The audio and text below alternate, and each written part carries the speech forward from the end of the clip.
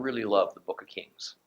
There is so much here for us to see. So much of what God has taught us in the Torah is now at work in 1 Kings. And we're most of the way through the description of that first temple. And its ornate and its varied, fabulously expensive furnishings. And we're going to finish that discussion this evening. And then before we study the all-important consecration of Solomon's temple that appears in 1 Kings chapter 8, we're going to spend the rest of our time this evening following the saga of the first temple through almost 4 centuries of Israelite history until it is finally destroyed at the hands of the Babylonian king Nebuchadnezzar. Now, the saga of the temple is quite instructive because it essentially gives us an overview of the several kings of Israel and Judah. And what we will see is that there were some pretty good ones and some really wicked ones. And last week, we ended when we were talking about the so-called molten sea, which was a huge pot of water that held about 12,000 gallons of maim chaim, living water. Living water was not water that had been ritually blessed. It was merely water from a moving source, like a river or an artesian spring. It was what the priests and not any other who used the water from the sea could use primarily for washing their hands and for their feet. The purpose of washing was for sanctification, for purification. By means of washing hands and feet, which represented the extremities, by the way, of the body, these priests were demonstrating their complete devotion, the complete devotion of their entire bodies to the Lord, and especially to the ritual services that they were about to perform on behalf of all the people of Israel. It is from this ritual washing that the priests did, that the sages eventually, well before Jesus' day, made it a tradition that all Jews should do a ritual hand washing before they eat food and before they pray, as a matter of fact. Now, we should not leave this subject of the molten sea without noting that in Ezekiel's temple of a future time, during the millennial period, we're told there will be no molten sea. And while Christ is reigning, there will be rituals performed at the temple. What we see is that much like what happens after heaven and earth passed away and all is made new after the end of the 1,000-year reign of Messiah, and certain elements of temple worship that at an earlier time were earthly symbols of heavenly things have now been replaced by the heavenly things themselves. Thus, Ezekiel 47 verse 1 tells us in his divine vision for the millennial temple, then he brought me back to the entrance of the house, meaning the house of God, and I saw water flowing eastward from under the threshold of the house, the temple, for the house faced east. The water flowed down from under the right side of the house, south of the altar. So during the millennial kingdom period, we will have living water flowing from under the temple itself with God as its source. This never-ending source of maim chaim, living water, which will be used for sanctification, means there is no longer any need to gather the living water through pipes and then placed into this great pot called the molten sea. Now we find a parallel situation in the new earth at the end of the millennium when there is no temple, but instead we're told God is the temple.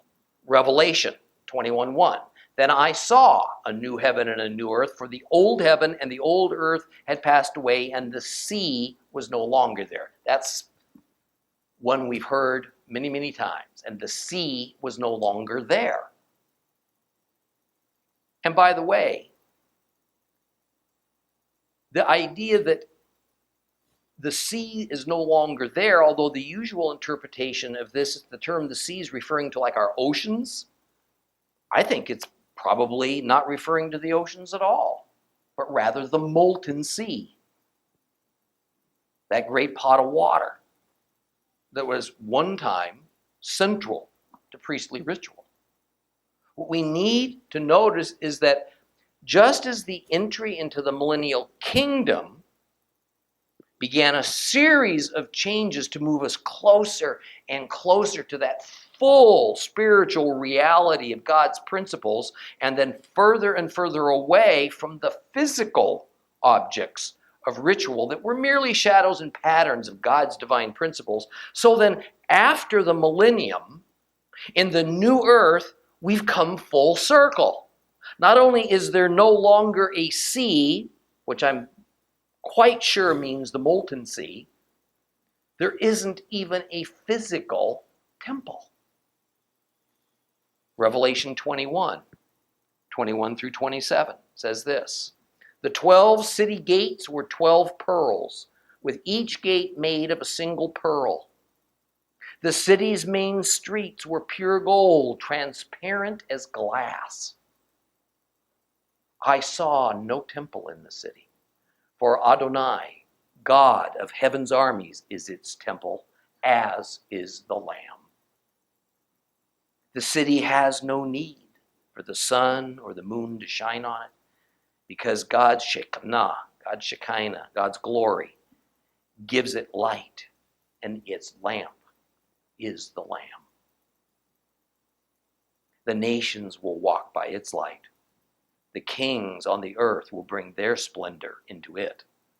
Its gates will never close. They stay open all day, because night will not exist there. And the honor and the splendor of the nations will be brought into it. Nothing impure may enter it, nor anyone who does shameful things or lies.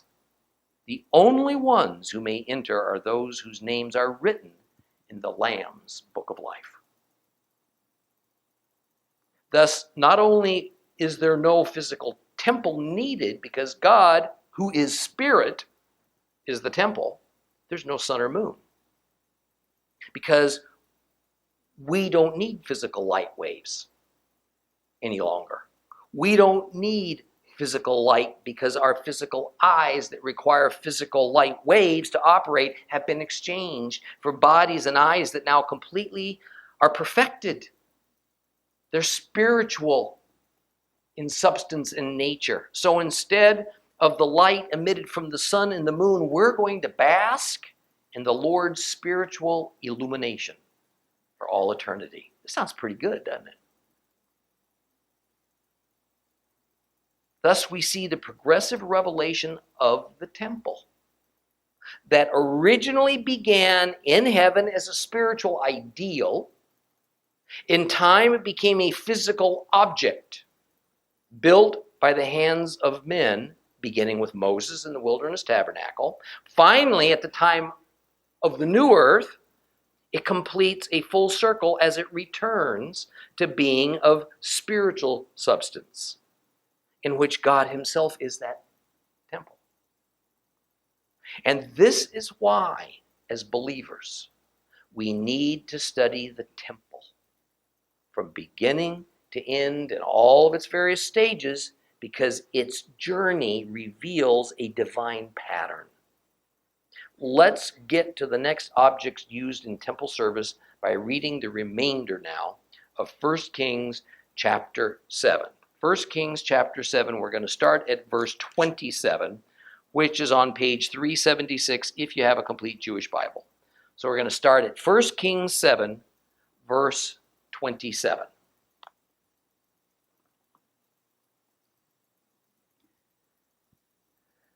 He made 10 bronze trolleys, each one 7 feet long, 7 feet wide, and 5¼ feet high. They were designed with panels that were set between the corner posts. And on the panels between the corner posts were lions, oxen, and cherubim. The corner posts above were similarly designed. Below the lions and oxen were wreaths of hammered work. Every trolley had 4 bronze wheels and bronze axles, and its 4 legs each had cast supports, which were under the basin with wreaths next to each. The opening of the stand into which the basin was inserted was 18 inches high. The stand was round, resembling a pedestal, and it was 2½ feet in diameter. On the stand were carvings, and the outside was square, not round. The 4 wheels were under the panels, and the axles for the wheels were attached to the trolleys, and each wheel was 2½ feet in diameter. The wheels were made like chariot wheels. Their axles, rims, spokes, and hubs were all cast metal. There were 4 supports at the 4 corners of each trolley. The supports were attached to the trolley itself. In the top of the trolley was a circular support, 10½ inches high, and the trolley's corner posts and panels were attached to its top. And on the sides of the panels and on its corners, he carved cherubim, lions, and palm trees, according to the amount of space each required, with wreaths surrounding. According to this design, he made the 10 trolleys. All of them were cast from a single mold so that they had the same size and shape. He made 10 bronze basins. Each basin's capacity was 220 gallons and had a diameter of 7 feet. There was a basin for each of the 10 trolleys, and he arranged 5 of the trolleys on the right side of the house, 5 of them on the left. The sea he placed on the right side of the house towards the southeast. Hiram made the ash pots, the shovels, and the sprinkling basins. With that, Hiram completed all the work he had done for King Solomon, in the house of Adonai, the 2 columns, the 2 moldings of the capitals on top of the columns, the 2 nettings covering the 2 moldings of the capitals atop the columns, the 400 pomegranates for the 2 nettings, 2 rows of pomegranates for each netting to cover the 2 moldings of the capitals atop the columns, the 10 trolleys, the 10 basins on the trolleys, the 1 sea, the 12 oxen under the sea, the ash pots, the shovels, and the sprinkling basins. All of these articles that Hiram made for King Shlomo in the house of Adonai were of burnished bronze. The king cast them in the plain of the Yarden, the Jordan, and the clay ground between Sukkot and Zartan. Shlomo did not weigh any of these objects because there were so many of them. Thus, the total weight of the bronze couldn't be determined. Now, Solomon made all the objects that were inside the house of Adonai, the gold altar, the table of gold on which the showbread was displayed, the menorahs, 5 on the right, 5 on the left in front of the sanctuary, of pure gold, the flowers, lamps, and tongs, gold, the cups, sniffers, basins, incense pans, and fire pans of pure gold, the hinges of gold, both those for the doors of the inner house, that especially holy place, and those for the doors of the house, that is, of the temple. Thus all the work that King Shlomo did in the house of Adonai was finished. And after this, Shlomo brought in the gifts which David his father had dedicated, the silver, the gold, and the utensils, and put them in the treasuries of the house of Adonai.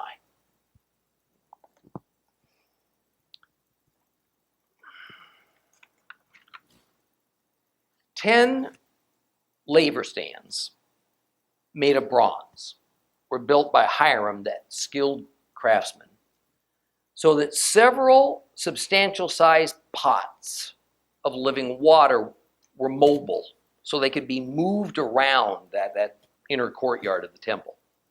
They generally consisted of 2 parts, the lower part with the wheels, called the trolley, or mekonah in Hebrew, that really means base, and the upper part was called the basin or the laver, kior, in Hebrew.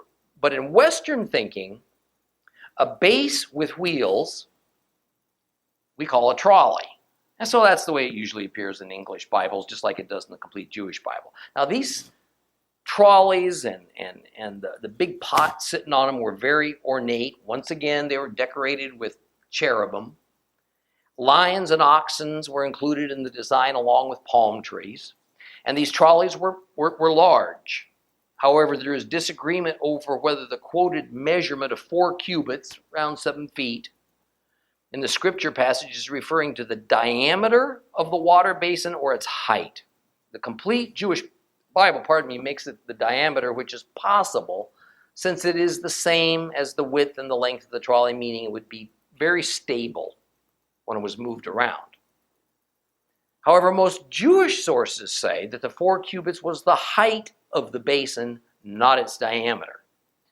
Yet if you put a 4-cubit high water laver on top of a 3-cubit high rolling platform, that's about 5.5 feet, that means that the rim of that water laver was somewhere around 11 or 12 feet off the ground.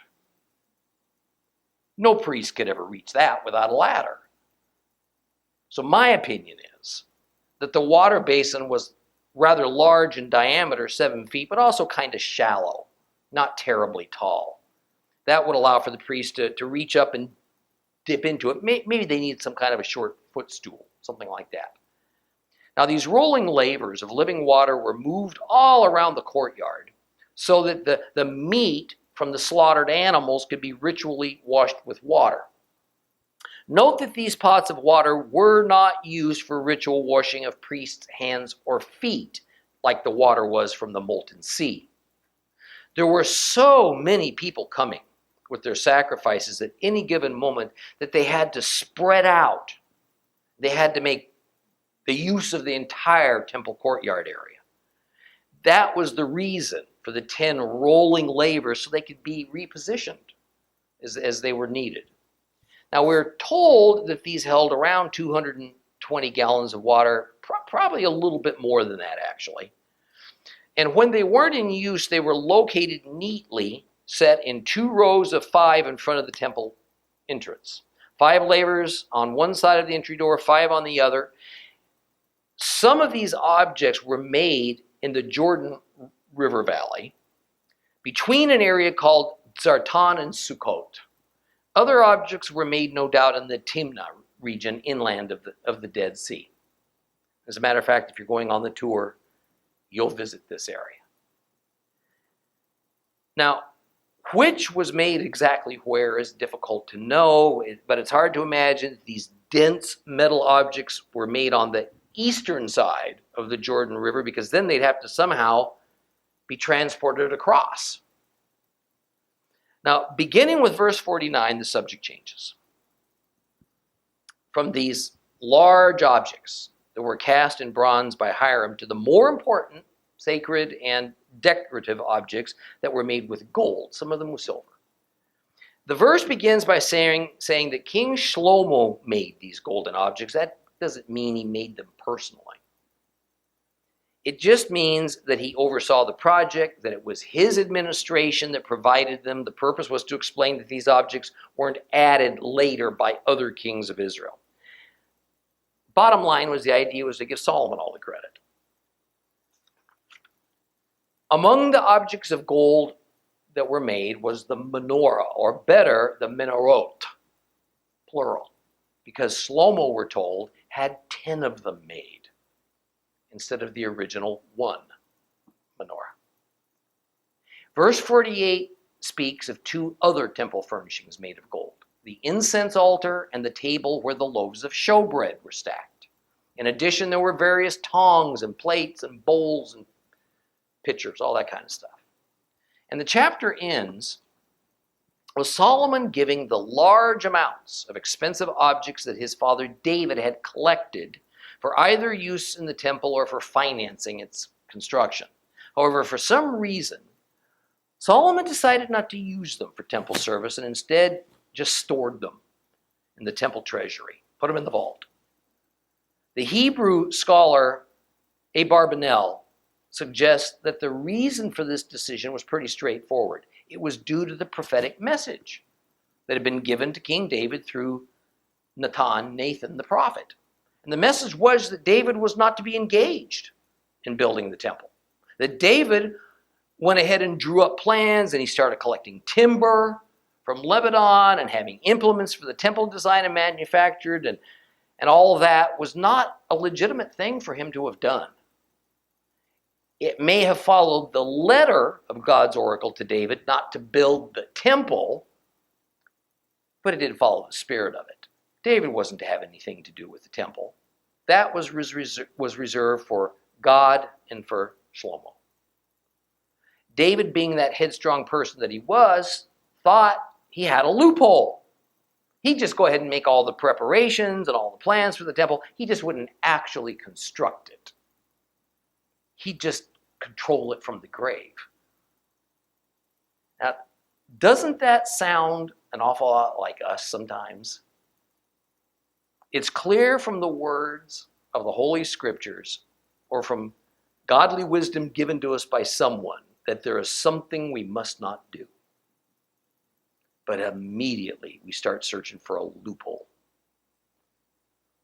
And it brings us right up to the edge so that we can get most of what we want. But then we can say, technically, we were obedient to God. I don't think God buys that kind of convoluted rationale from us any more than he did from David. Well, now that the temple and its furnishings have been completed, and we have a pretty good idea of what it all looked like, let's go on a journey. Let's go on a journey to see what happened to this temple from its birth to its demise. We know that the Lord told Moses while he was on the Exodus journey that in time there was to be but one authorized place for worship and for sacrifice for all Israel. That instruction is recorded for us, beginning in Deuteronomy 12:5. There we read, "Rather, you are to come to the place where Adonai your God will put his name. He'll choose it from all your tribes. You will seek out that place, which is where he will live, and you will go there. You will bring there your burnt offerings, your sacrifices, your tenths that you set aside for Adonai.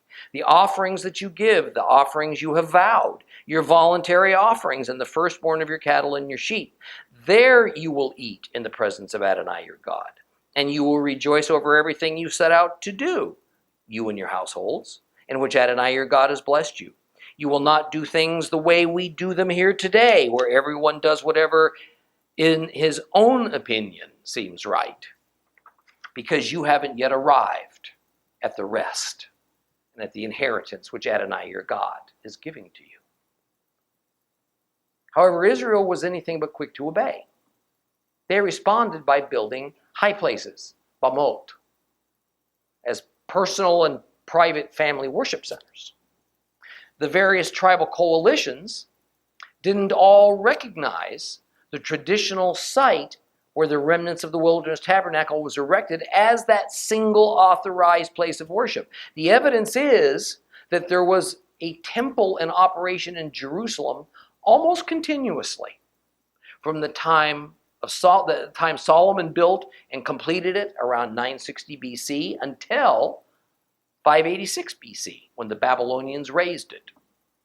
But there were changes, there were modifications to it, as well as allowing it to deteriorate, or at other times to be stripped of its valuable materials over that nearly 4-century time span.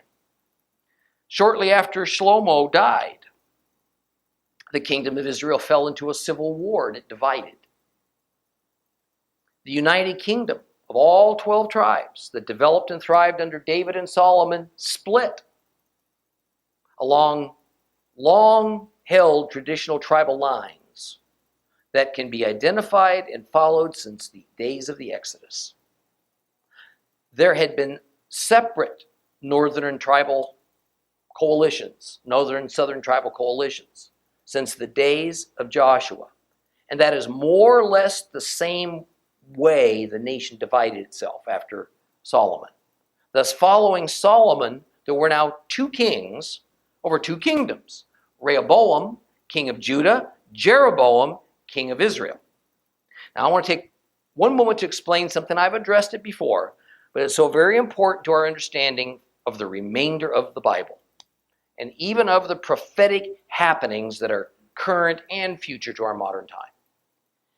What we read in the next several chapters and books of the Old Testament is of two kingdoms, one called Judah, one called Israel. But in reality, the one called Israel was only a coalition of a group of 10 tribes, usually identified as the Northern Coalition. It only used the name Israel for a handful of decades after that civil war that split Solomon's former United Kingdom. Rather, that 10-tribe Northern Coalition was dominated by the tribe of Ephraim. So that kingdom was named after him, and it was called Ephraim. So within 30 to 50 years after Solomon's death in 925 BC, there was the kingdom of Judah, down to the south, the kingdom of Ephraim, also known as the kingdom of Israel, or even the kingdom of Ephraim Israel. All three mean the same place. Well, in the 5th year of Rehoboam's reign, remember he was the king of Judah, a fellow named Shishak, the Pharaoh of Egypt, attacked, and he plundered the temple in Jerusalem. The Egyptians took much of that precious gold and of the gold and silver implements and the furnishings and the items that were stored in the temple and in its warehouses. Now, one can easily imagine that from Shishak's perspective, this wasn't looting. This was restitution for all that gold and silver that the Israelites received from the Egyptians and took with them when they exited Egypt under Moses. And by the way, the Egyptians still feel the same way today about this. This was the first major change here. Shishak and his looting of the temple. This was the first major change to Solomon's temple. Up in the north, the king of Israel, or Ephraim Israel, Jeroboam, ignored the temple in Jerusalem. And instead, he established 2 worship centers for his kingdom, one in Dan, up to the north, one in Bethel, for the people living in the south of his kingdom. Now, what went on in those places that purported to be the worship of the God of Israel was sickening. Calf worship was established at Dan, and all sorts of abominable cult practices were instituted. A separate priesthood was ordained. Now, I've taken a number of tour groups to Dan, and the syncretism that took place there becomes immediately obvious. Even the remains of a square horned altar, typical of the temple altar, is still visible there. But the people of the 10 northern tribes mixed the worship of animals and of Baal, and there's strong evidence of human sacrifice. Asa succeeded Rehoboam as the king of Judah, and so he ruled over Judah for about 40 years until 868 BC. And at the encouragement of his father, Aviah, Asa tried to replenish the many gold and silver vessels that had been taken by Shishak. But in just a few years, he used those same expensive and valuable vessels to buy the mercenary services of a fellow named Ben-Hadad, who was the king of Syria, so that he could defend himself against Baasha, who was now the king of Israel. And the scriptures seem to indicate that Asa also used some of the temple items to finance matters of his administration for his own political benefit. Asa's son was a familiar name, Jehoshaphat. And he inherited the monarchy directly from his father, and he reigned over Judah for 20 years. Now, he seemed to be a king that the people liked, and they respected him. So there was valuable gifts given, many of which were used to restore the looted ones from the temple. He was also a man who tried to bring a measure of godliness back to his people, so he sent some priests and Levites on a journey to the various clans of Judah to teach them the Torah. We're told that they took with them the law, which probably meant what we today call the book of Deuteronomy. And I think this is most likely because we know that the book of Deuteronomy was stored outside and alongside the Ark of the Covenant. So the high priest would have been too fearful to take the stones from inside the Ark of the Covenant, but apparently it didn't bother him too much to take that scroll that was laid next to it. Now, Jehoshaphat, king of Judah, went on to create an alliance with Ahav, king of Ephraim, Israel, through the usual means. He married Ahav's daughter. Well, now these two kings battled alongside one another against a force from a place called Aram. And as a result of coming very close to being killed, a certain prophet informed Jehoshaphat that the Lord was not happy with him. So this seemed to spark another round of religious reforms in Judah. In addition, Ahav made some improvements to the temple by constructing yet another courtyard. Now, likely this was an expansion of the existing one that he deemed as just too small. And during his era, the hilltop of Mount Moriah was being modified and expanded, with the shallow valleys next to the hill being filled up with the soil of the low ridges that surrounded it, making the whole area level enough to add some more buildings and some defensive walls too. Anyway, after Jehoshaphat's death, the next several kings were really bad kings, and they did very evil things. Jehoram succeeded Jehoshaphat for a little over a decade. He was succeeded by Ahaziah, who barely lasted a year. Athaliah then took over. He managed to hang on to the throne for about 5 years. His sons were worthless men who robbed the temple of valuable treasures for personal gain and gave some of it even to the temple of Baal. It's not that the temple in Jerusalem ceased to operate, but one can only imagine the strain and the strangeness of what went on there in order to appease this wicked king and his radical sons. But Athaliah also had another son, a young one, named Joash. He reigned from 840 to about 800 BC, and during this time there was a high priest named Jehoiada that seems to have been quite strong, and he was given much authority to try and restore some sanctity to these temple operations, as well as to instill a proper piousness in the people of Judah. He even organized the Levites into guard units, and each unit was assigned to watch over the gate of the foundation.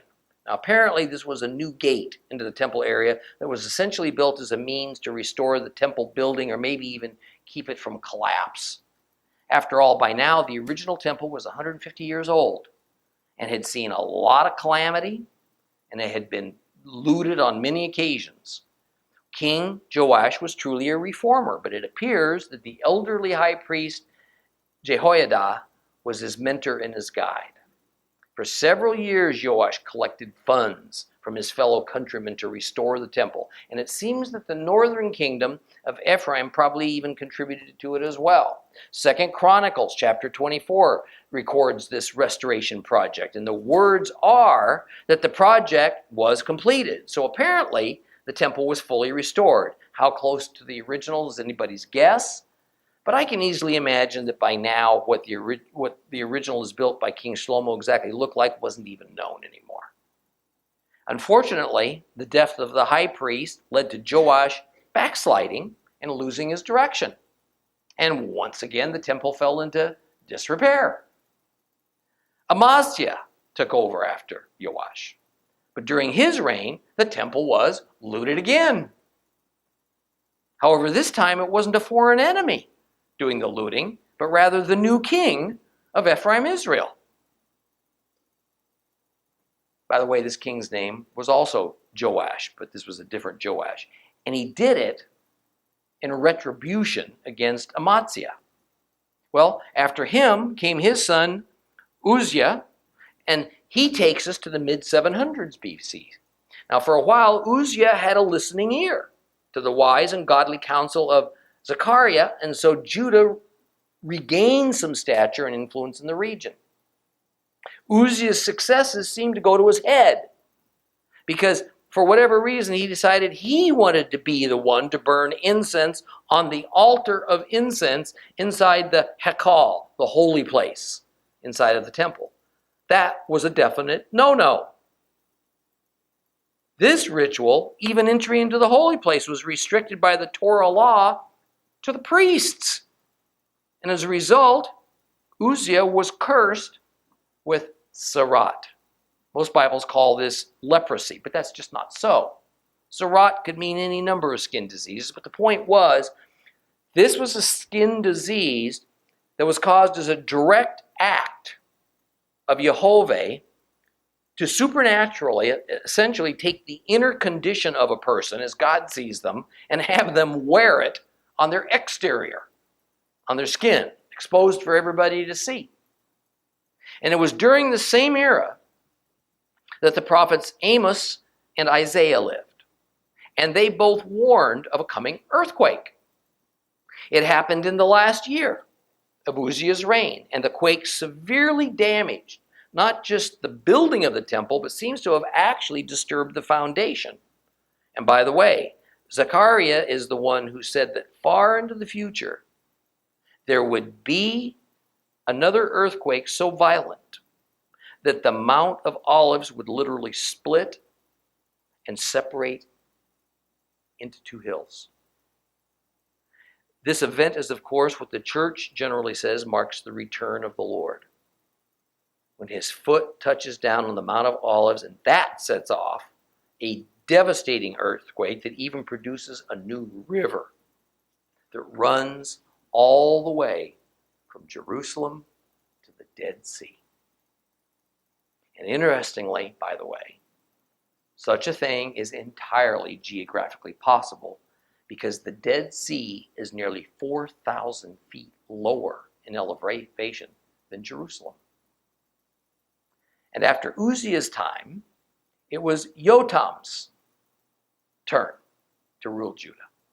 And he oversaw many repairs to the now badly damaged temple. He also constructed the so-called upper gate, another new addition to the temple. And no doubt this had a lot to do with stabilizing the structure and the grounds that had been damaged. But Yotam's son, Ahaz, took over after he died in 742 BC, and Ahaz was a demon on steroids. He so wrecked the holy temple that following him, a long and extensive refurbishment was required. Ahaz no sooner became king than, as noted in 2 Kings 16, he extracted all the wealth he could from that holy building and he gave it to Tiglath-Pileser of Assyria in order to woo him as an ally. Not only that, but when Ahaz went up to visit Tiglath-Pileser in Syria, he was so impressed with a certain altar to their god, he wanted one just like it for himself. The altar Solomon had built was now replaced with this new pagan-styled one. The original altar was unceremoniously shoved out of the way. But that was just the beginning. Ahaz defaced the molten sea by taking it down off the backs of those bronze oxen. He cut the legs off the rolling water lavers. He even rededicated part of the temple complex to the Assyrian god that he admired so much. He ordered the temple building, or rather he ordered the building of a large number of other altars to other gods all over the city of Jerusalem. The temple became so ruined, the priests were so enraged that he responded by shuttering the temple doors and ending all temple rituals. But God was not yet done with his temple. Soon there was going to arise a king who would restore this dilapidated, this defiled place to glory. And we'll discuss that next time. Please rise.